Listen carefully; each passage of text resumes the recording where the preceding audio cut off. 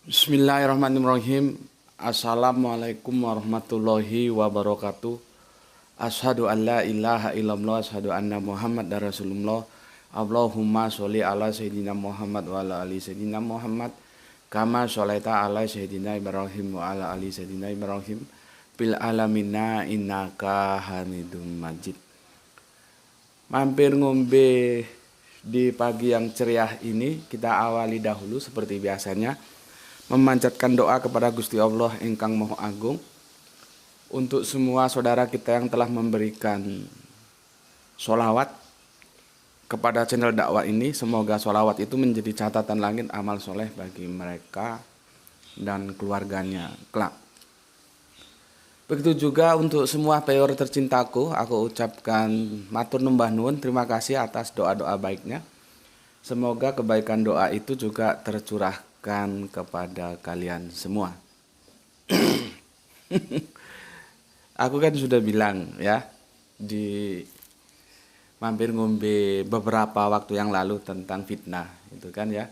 Mulai aku jelaskan di episode pertama fitnah itu apa ya. Terus berikutnya bagaimana ya cara menghadapi fitnah itu juga sudah dijelaskan. Terus mengapa mereka memfitnah sudah dijelaskan, sampai kapan mereka memfitnah. Itu sudah dijelaskan semua itu secara rinci di seri pertama, kedua, ketiga tentang badai fitnah. Itu kan ada apa playlist ya. Dan kan sudah bilang kalau dalam konteks kekinian kita itu dulu itu apa? Sajen. Berikutnya apa lagi? Wayang. Berikutnya apa lagi? Azan. Berikutnya apa lagi? Anjing. Berikutnya apa lagi? Kawin campur. Berikutnya apa lagi? Itu ya begitu terus. Dan sekarang yang lagi viral gitu kalau bahasa milenial, adanya anjing yang mengatakan bahwa dia mengajukan usulan ke Menak gitu ya, agar 300 ayat di dalam Al-Quran itu dihapuskan karena itu memicu terorisme. Ya, karena aku sudah bilang ya, sebetulnya banyak yang anjing satu ini sebutkan yang menyerang Islam, tapi kita coba akan sepertinya agar lebih fokus kita bincangkan dulu tentang teroris saja ya, supaya lebih fokus. Sebetulnya banyak. Ada haji, ada pondok pesantren ya. Tapi kita fokus ke terorismenya aja dulu ya, supaya clear. Jadi begini, kita coba, sebetulnya aku tidak terlalu respect ya untuk apa membicarakan ini, tapi setelah aku timbang-timbang, bukankah wawasan yang historis itu perlu juga dihadirkan ke publik, sehingga publik tahu tentang terorisme itu sepertinya bagaimana historisnya gitu. Jadi aku terpicu itu ya, oke lah. Coba kita bawa ke diskusi di mampir ngombe kita pagi ini gitu ya. Oke. Jadi kita tinjau dulu dari terminologinya. Ya. Coba kalau kamu lihat kajian-kajianku itu selalu memasuki terminologi dulu. Karena salah memahami terminologi, nanti kesananya tetap akan salah. Beda kita memahami terminologi, maka kesana juga kita akan beda terus, jadi nggak kena. Makanya harus ada satu kesepakatan dulu, terminologinya apa. Untuk tahu terminologinya itu, maka tinjauan kita ke linguistik. Itu perlunya bahasa. Ya. Makanya kemarin ketika ada yang mengomentari kok membacakan Isra Mi'raj kok tinjauannya bahasa. Lah gimana kok nggak dari bahasa? Ya. Oke. Linguistik kita lihat tinjauannya sehingga kita mengerti.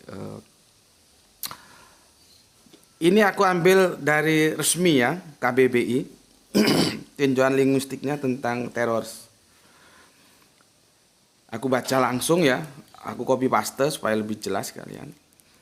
Dalam KBBI, terorisme didefinisikan sebagai penggunaan kekerasan untuk menimbulkan ketakutan dalam usaha mencapai tujuan. Itu dikasih dalam kurung sama KBBI, terutama tujuan politik. Ya. Itu penjelasan KBBI tentang terorisme. Berikutnya ada penjelasan yang lebih singkat lagi begini. Atau secara sederhana, KBBI memuat pengertian terorisme sebagai tindakan teror. Ya. Jadi terorisme itu adalah penggunaan kekerasan untuk menimbulkan ketakutan dalam usaha mencapai tujuan, terutama politik. Ya. Atau secara sederhana, KBBI memuat pengertian terorisme sebagai tindakan teror, berarti tindakan yang menakutkan berarti kan. Tuh, jadi teroris tinjauan linguistiknya begitu. Sehingga kita ada dalam suatu frame kita memahami bahwa teroris itu adalah upaya kekerasan untuk menimbulkan ketakutan. Ya, setuju di sini ya. Ini KBBI menjelaskan seperti itu. Oke. Sehingga nanti kita tahu, benarkah kata si anjing itu bahwa 300 ayat Al-Quran itu harus, bukan 1, 2, 3 loh, 300 bukan main-main. Harus dihapuskan karena memicu tindakan terorisme. Itu benar nggak? Ya.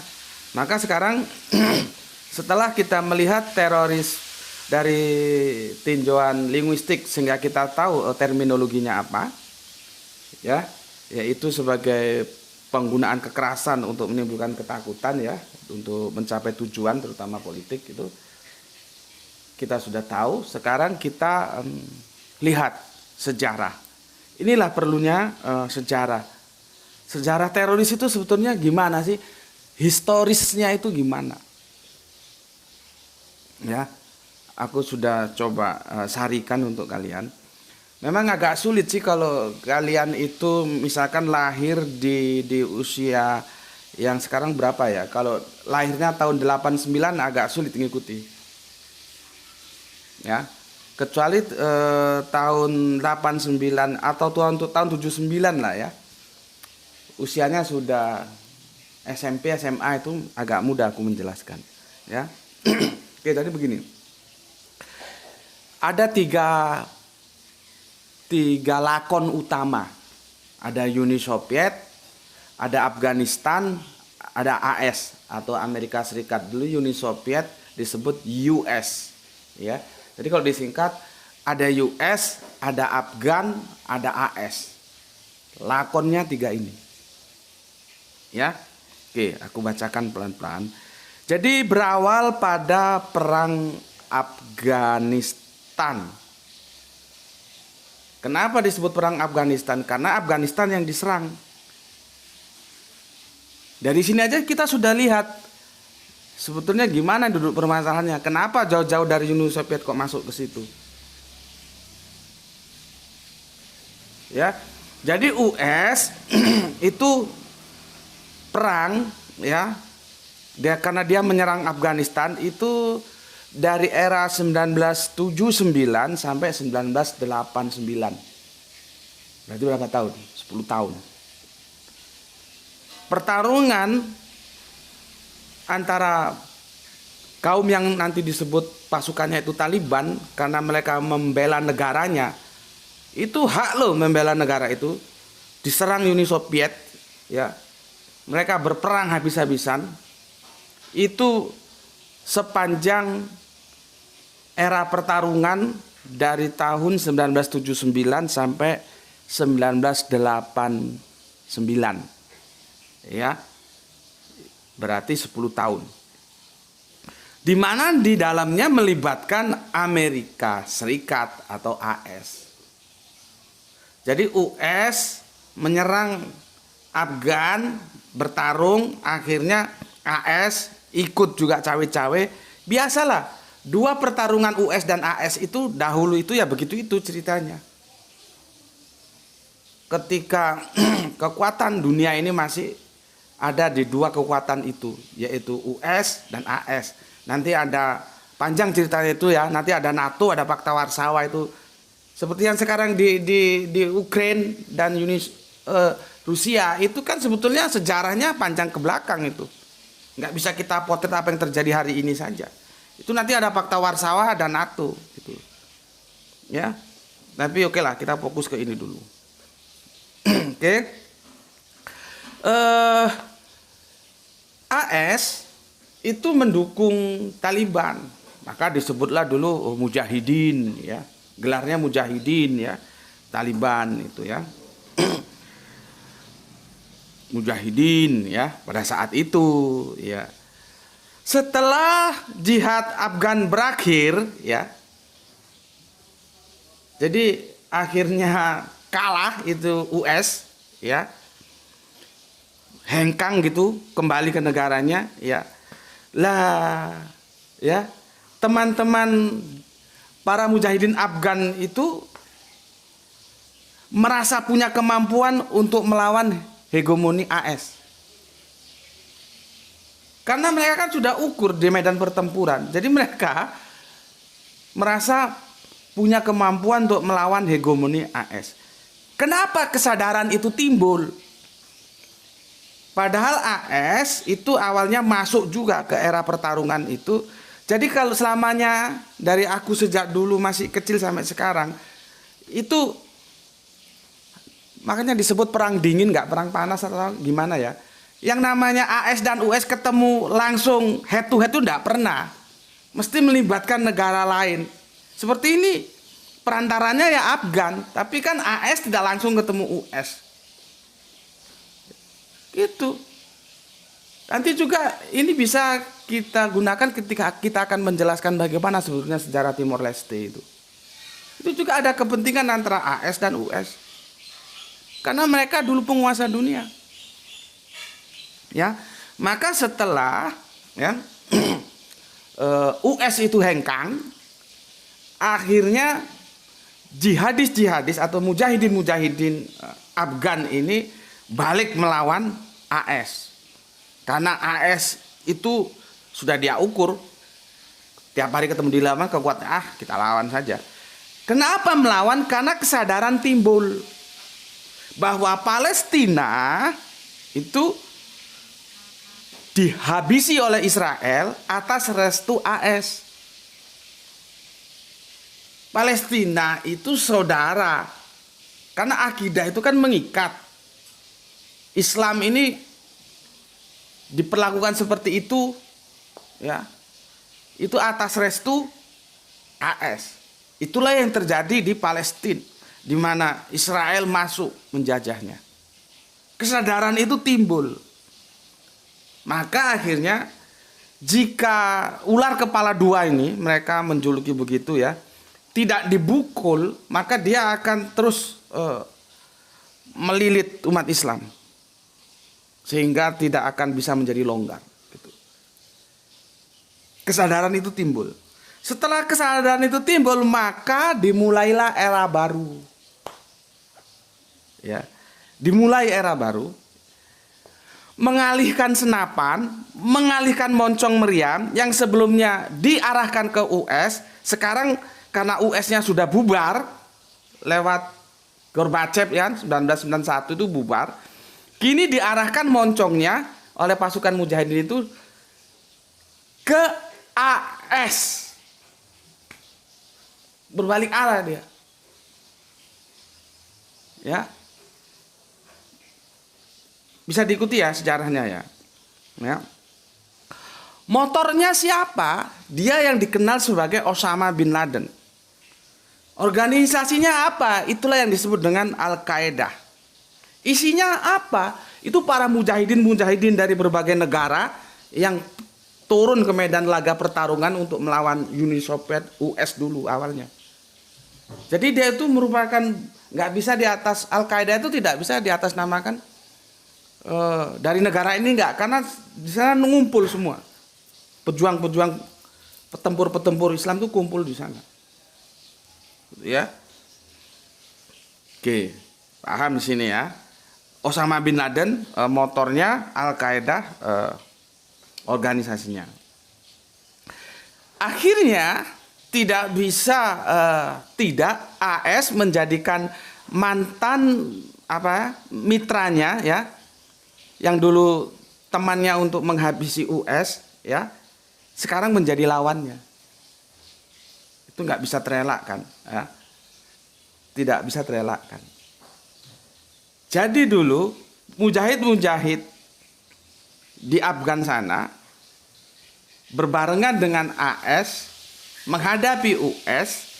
Begitu US gulung tikar, beralihlah pertarungan antara mujahid-mujahid yang sudah sadar itu bahwa sebetulnya AS ini juga biang kerok, berhadapanlah mereka. Ya, jadi yang dulu moncong senapannya para mujahidin itu ke US, sekarang berbalik 180 derajat ke AS gitu. Oke. Motornya siapa? Usama bin Laden. Organisasinya namanya apa? Al-Qaeda. Nah. Oke. Seperti yang aku bilang tadi, Al-Qaeda itu tidak bisa dinisbahkan kepada salah satu negara saja, karena mujahidin-mujahidinnya itu datang dari berbagai macam negara. Ya.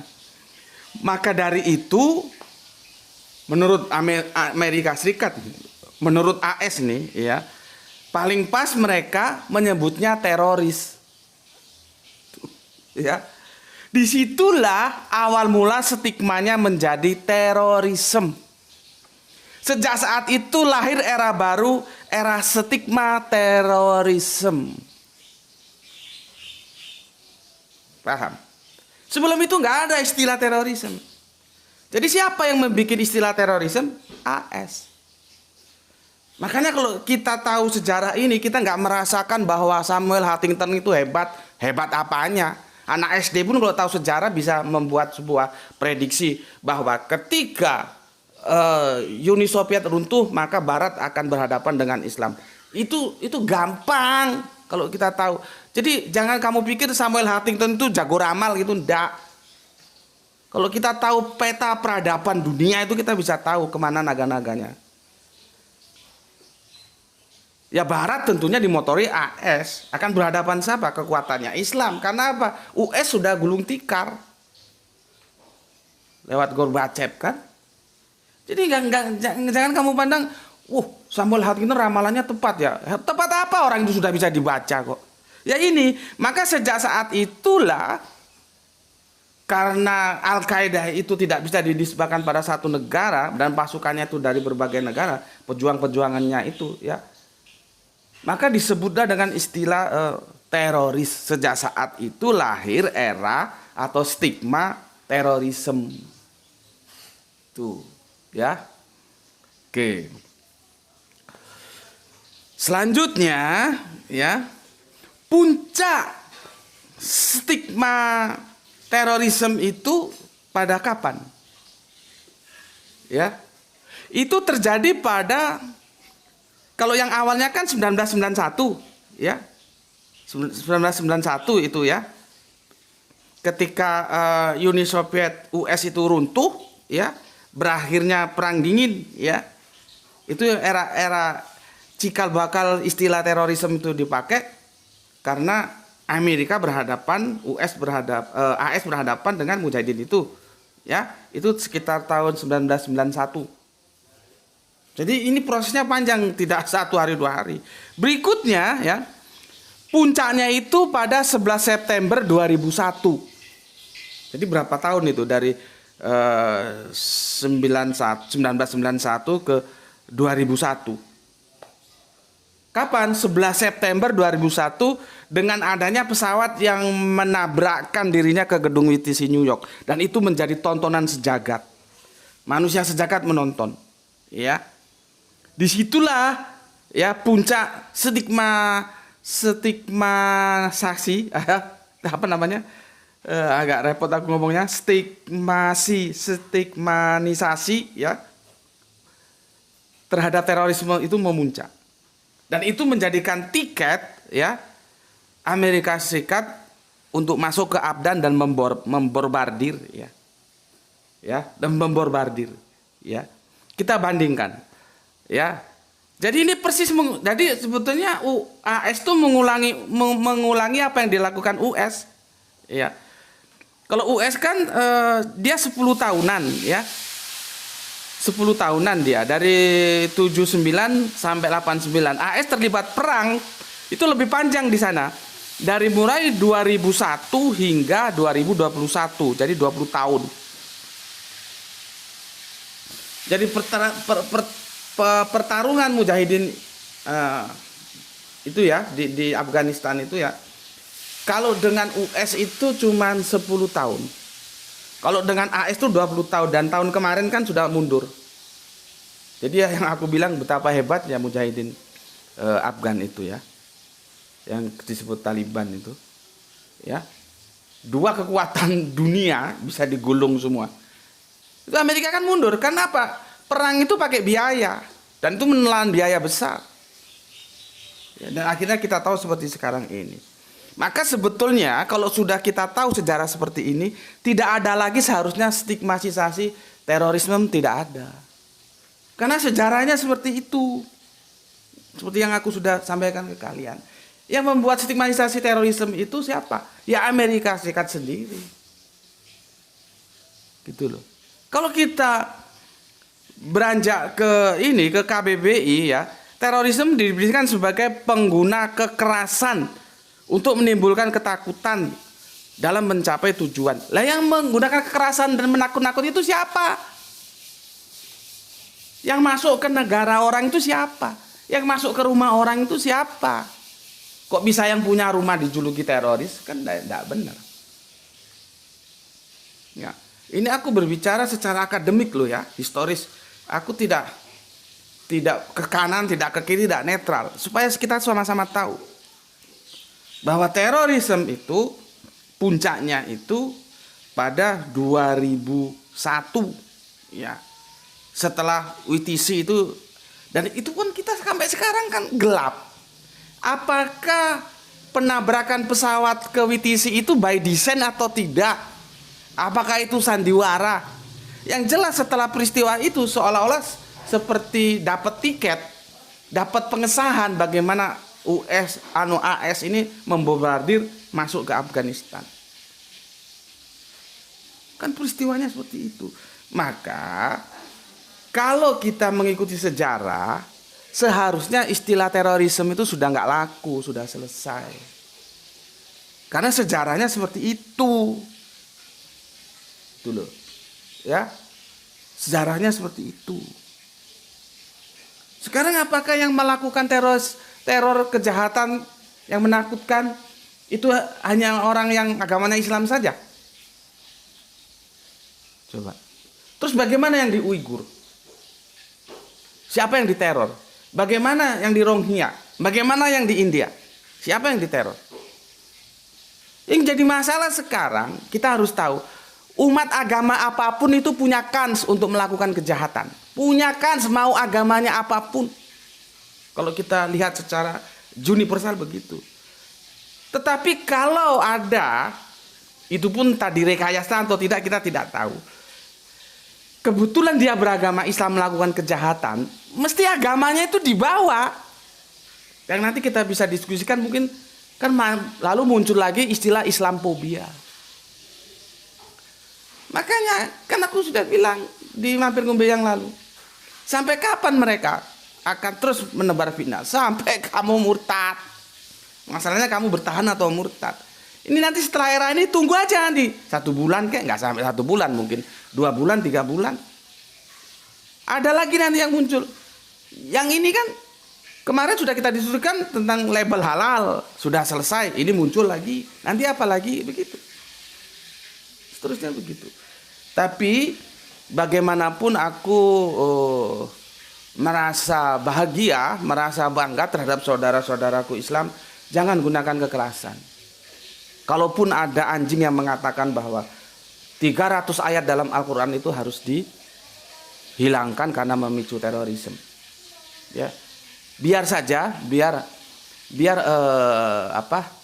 stakeholder yang terkait ya hukum yang menyelesaikannya. Kita jangan Nggak perlu sumbu pendek, biarin saja, biarin mengalir ya. Karena nanti kalau sumbu pendek terus ada yang nggak sabaran, jadi kita nanti jadi pengesahan untuk menuduh kita ini memang teroris, menjadi seolah-olah apa yang dia katakan, anjing katakan itu benar. Jadi kita harus berpikir brilian, biarkan aparatur hukum yang bekerja, entah itu kepolisian dan lain-lainnya lah ya, yang punya wewenang itu biar menyelesaikan. Kita serahkan saja kepada penegak hukum. Karena apa?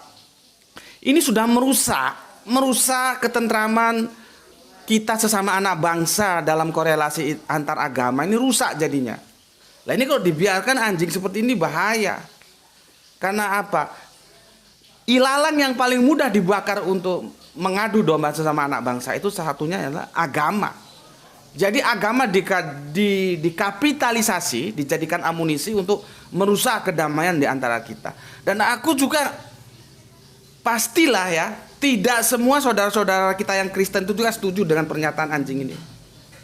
Nah, jangan dipikir semua orang Kristen setuju sama pernyataan si anjing ini. Nah, jadi jangan mau kita diadu domba. Mari kita saling bergandengan tangan supaya negara kita ini tetap aman. Jangan mau diadu domba. Ini memang harus diselesaikan. Kalau kemarin Ketua MUI harus diperiksa dengan dua pendekatan, periksa kejiwaannya dan periksa secara hukum gimana. Ya. Karena apa? Ini kan ada dua kemungkinan ini. Dia sakit jiwa atau memang ada sebuah kekuatan yang membackup dia sehingga dia berani mengatakan demikian. Ya. Maka benar, itu harus diperiksa dulu kejiwaannya, baru periksa secara hukum.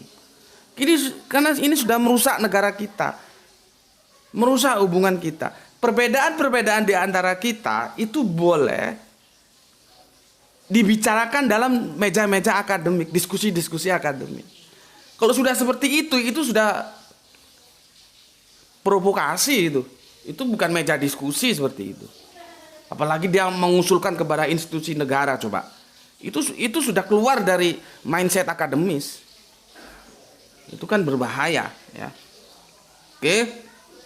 Jadi kalian sudah tahu semuanya ya sejarah kenapa lahir istilah terorisme itu ya seperti itu.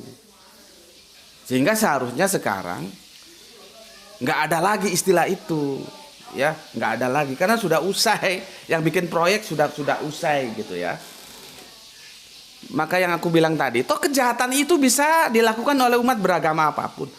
Dulu yang anak muda itu yang meledakkan apa di Jakarta atau di mana itu agamanya bukan Islam. Tapi kan tidak dikaitkan dengan agama dia. Tetapi kalau yang melakukan kejahatan Islamnya selalu dikaitkan. Kita kan tidak pernah ngomong Kristen penjajah, walaupun 3,5 abad Belanda itu menjajah kita. Kita tidak pernah ngurus agamanya Belanda itu apa, kita nggak pernah ngurus. Kita nggak pernah ngurus pemicu perang dunia kedua dan pertama itu negara-negara mana dan agamanya apa. Kita kan tidak pernah ngurus, tidak pernah mengaitkan. Tapi publik sedang tidak adil. Ya itulah karena kita korban dari framing media. Coba kalau orang yang beragama Islam melakukan kesalahan, kenapa kok Islamnya kok nggak ditinggalkan? Mesti dikaitkan itu loh. Kan sedang tidak adil. Jadi kita ini sebenarnya nggak minta neko-neko, kita minta adil lah dalam berpikir supaya kita damai. Satu kali lagi aku sampaikan, pernah kita mengusik agamanya Belanda itu apa ya? Yang menjajah kita 3,5 abad, mencuri dari apa kekayaan alam kita 3,5 abad. Karena kita tidak pernah gitu. Ya Belanda penjajah, bajingan gitu aja. Kita nggak ngurus agamanya apa. Coba seandainya Belanda itu agamanya Islam menjajah kita, gimana? Apa nggak habis Islam? Jadi memang kecerdasan seperti ini harus disampaikan supaya kita semua tahu. Maka mampir ngombe kali ini dipicu oleh itu. Sebenarnya aku males ngomentari anjing. Nggak level gitu loh. Nggak level. Katanya dia dulu di pondok pesantren. Katanya dulu ngajar Al-Quran. Lah kenapa baru sekarang? Kok nggak dulu ngomong ada 300 ayat yang memicu terorisme? Kan seharusnya dulu dia ngomong. Kenapa baru sekarang? Udah berapa tahun dia? Aku menggunakan kata anjing karena Al-Quran juga mengatakan begitu. Siapa yang mengingkari ayat Allah, dia laksana anjing. Dikasih tahu nggak dikasih tahu melet. Jadi bukan ini menghujat, bukan ini kasar, enggak. Memang kitab suciku Al-Quran mengatakan begitu. Orang yang membuat kegaduhan itu mau dikemanakan lagi, ya? Oke, nah sekarang akhir dari pertemuan pertemuan mampir ngombe ini gini loh. Aku ajak kalian berpikir, ya, benarkah ya di dalam Al-Quran itu ada 300 ayat yang itu memicu semangat terorisme? Benar atau tidak? Kita lihat tempusnya, kita lihat waktunya. Kapan Al-Quran itu mulai didakwahkan oleh Kanjeng Nabi Muhammad? Maka sejarah mengatakan itu ada di akhir abad ke-6 dan awal abad ke-7. Kanjeng Nabi ketika usia 40 tahun diangkat jadi nabi, ya, setelah peristiwa Gua Hira diwisuda jadi guru bagi manusia agar taat terhadap hukum Allah. Maka saat itulah Al-Quran itu didakwakan. Ya, lihat, perhatikan tempusnya yang aku jelaskan ke kamu. Ya, sudahlah kita bikin abad ke-7 gitu aja ya, supaya gampang. Dari abad ke-7 sampai tahun ya 1991 ya. 1991. Itu kan mulai 1991 kemudian memuncak 2001 adanya terorisme. Bandingkan pada abad ke-7, awal ke-7. Al-Quran itu sudah didakwakan. Buktinya tidak ada terorisme dari mulai Al-Quran didakwakan sampai 1991 diperkuat lagi sampai 2001. Tidak ada yang namanya terorisme.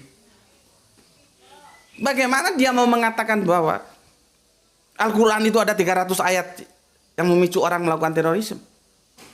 Kalau memang ada sudah sejak abad ke-7 terorisme itu ada. Sekarang kalau memang ada, siapa yang diteror? Apanya yang diteror? Dia punya data.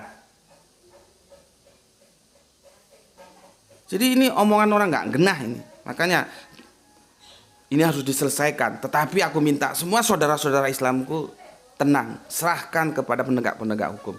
Kita tidak perlu main hakim sendiri. Karena nanti kalau kita sumbu pendek, justru itu menjadi amunisi untuk memfitnah kita lagi. Biarkan saja, biarkan penegak hukum tahu. Dan ini sebetulnya bukan kepentingan Islam saja, kepentingan kita sebagai anak bangsa agar perbedaan-perbedaan, agar agama-agama yang memang berbeda ini tidak dikapitalisasi menjadi amunisi untuk memecah belah kita oleh orang-orang jahat. Makanya dia itu berdiri sendiri atau ada yang membackup dia, atau dia sakit jiwa. Nah, ini yang perlu diteliti. Ya, sampai di situ ya. Aku menjelaskan, intinya kalian tahu ya. Sekarang kok mengatakan apa yang mungkin toh di Al-Quran itu ada terorisme? Tidak ada. Buktinya dari awal abad ke-7 sampai 1991 puncaknya 2001 di mana situ ada istilah terorisme, itu kesononya nggak ada teror. Itu kan ada di pitu setelah segini.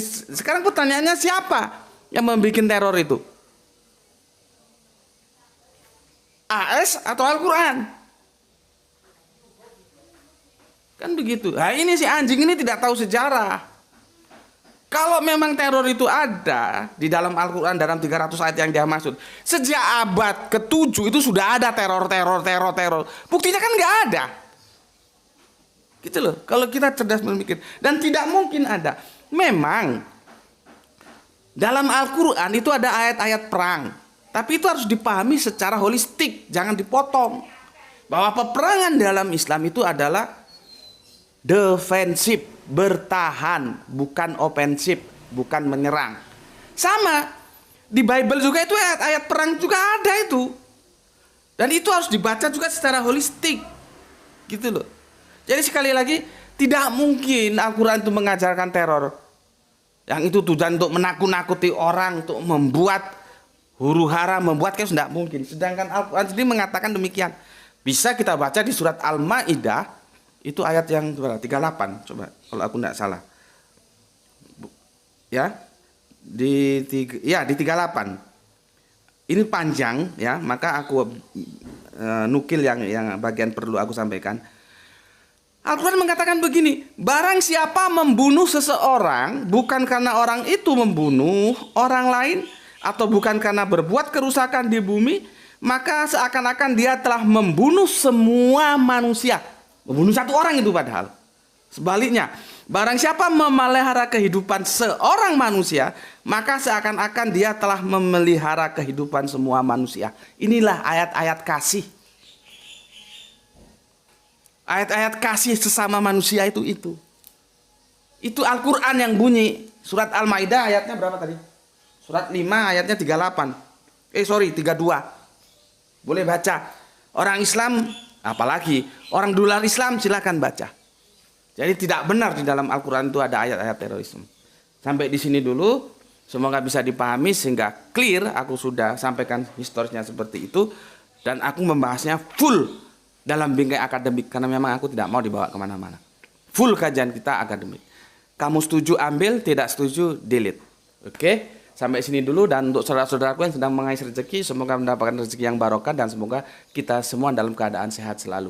Sampai ketemu nanti di kajian utama, insya Allah ba'da asar ya, atau kalau telat nanti isya ya. Lihat-lihat kondisinya karena Gerah itu juga sibuk dengan studinya ya. Oke, bismillahirrahmanirrahim. Semoga banyak rezeki, semoga sehat. Alhamdulillahirabbil alamin.